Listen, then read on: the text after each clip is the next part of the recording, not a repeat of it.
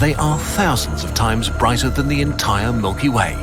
Damn. Monsters exploding and screaming into the void with a violence not thought possible before. What it is, guys? It's your boy BlastphamousHD, and today we're here to check out a video that a lot of you guys have been sending to me in the DMs. It is called The Black Hole That Kills Galaxies.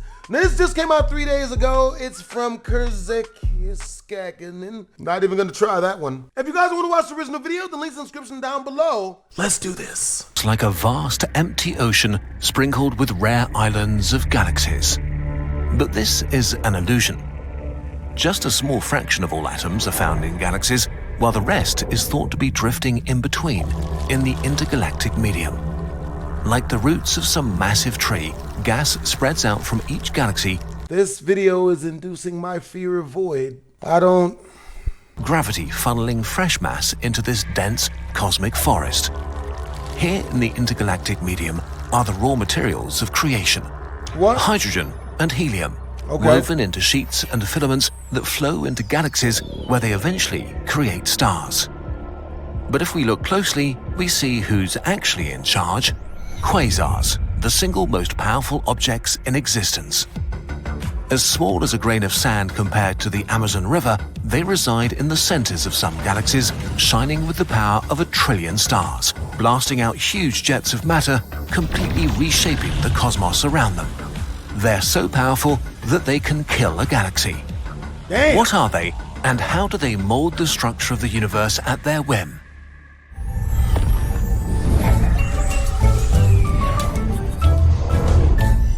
What type of shit?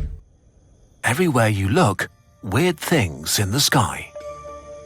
In the 1950s, astronomers noticed mysterious loud radio waves coming from spots all over the sky. Birds of astronomy? They were named quasi-stellar radio sources, or quasars, because they were dots like stars, but were seen in radio waves rather than visible light.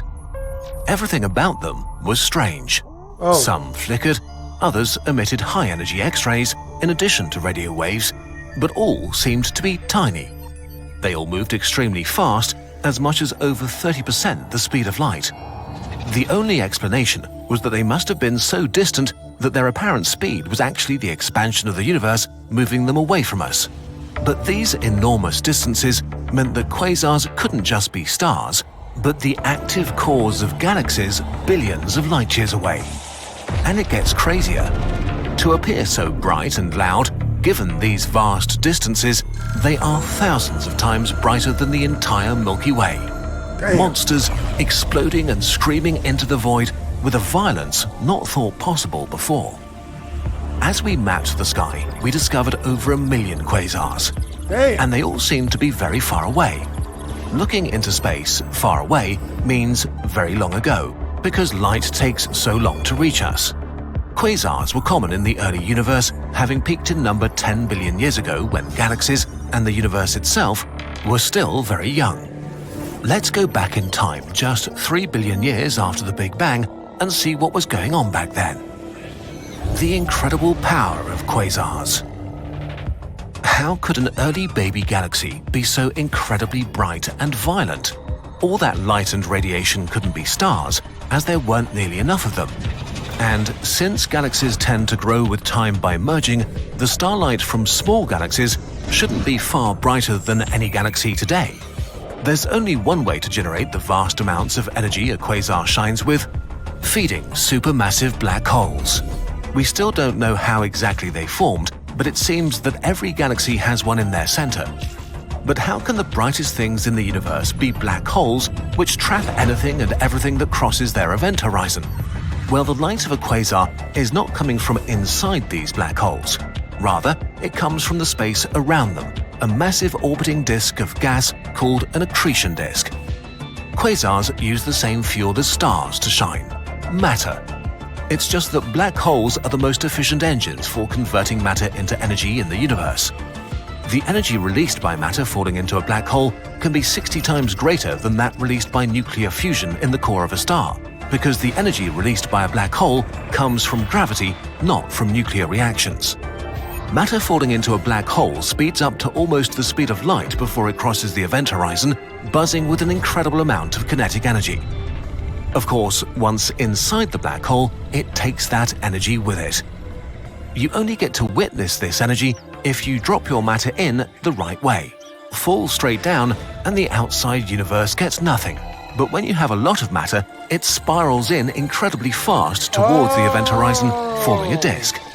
Collisions between particles and friction heat it up to hundreds of thousands of degrees. In a space not much bigger than our solar system, the core of a galaxy can release many times more energy than all its stars combined. This is what a quasar is.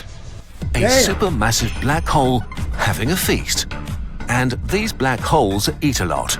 Typical quasars consume 1 to 100 Earth masses of gas per minute.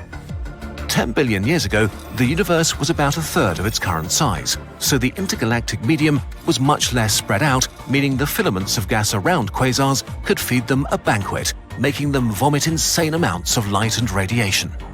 The brightest quasars power jets, tangling the magnetic field of the matter around them into a narrow cone. Like a particle accelerator, they launch enormous beams of matter out, plowing through the circumgalactic medium, forming plumes of matter that grow to hundreds of thousands of light-years in size. It's almost unfathomable in scale. A tiny spot in a galaxy carving out patches of the universe hundreds of thousands of light-years long. But quasars can't eat for long, maybe a few million years, because their feast ultimately kills their galaxy. How quasars kill galaxies? Okay, maybe killing is a bit of an exaggeration. A galaxy is still there after its quasar turns off, but it will never be the same again. Quasars, being among the hottest and brightest things in the universe, break their galaxies by heating them up too much and stopping star formation. Stars are gas that collapsed in on itself and then got really hot. But in a cloud of gas that's already hot, atoms are moving quickly.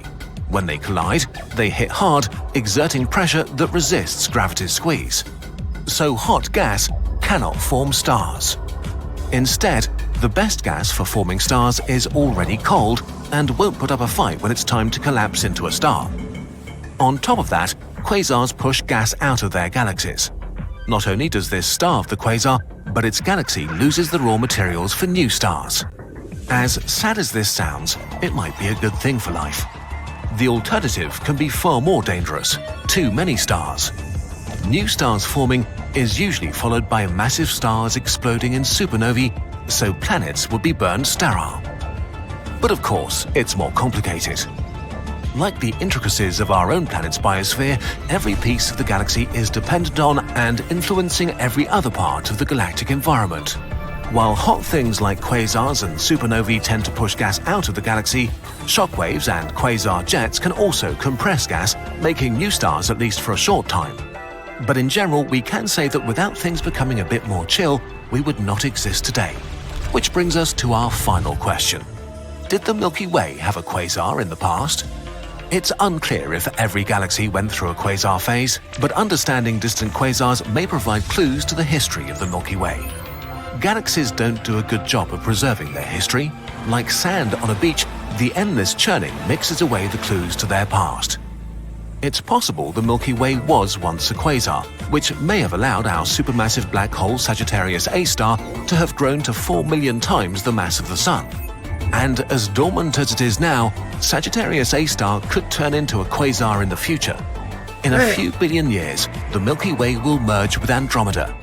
We've seen over 100 double quasars in galaxies smashing together, where fresh gas is provided for the central black holes. But it won't last for long.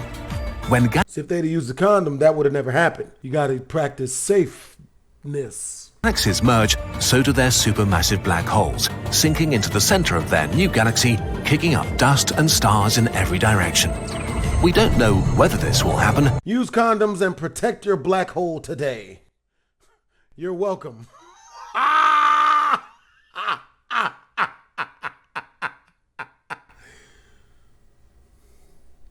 We're gonna edit that out.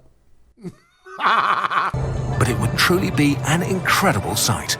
Maybe some beings in the far future are going to witness it and be in awe of what they see. This is one of the most visually impressive, well-animated, and extremely informational videos I've ever seen in my life. Long time. Plan on watching way more of them. Hope you guys enjoyed the video. If you did, make sure to comment, like, and don't subscribe. It's your boy BlastphamousHD. Twisms.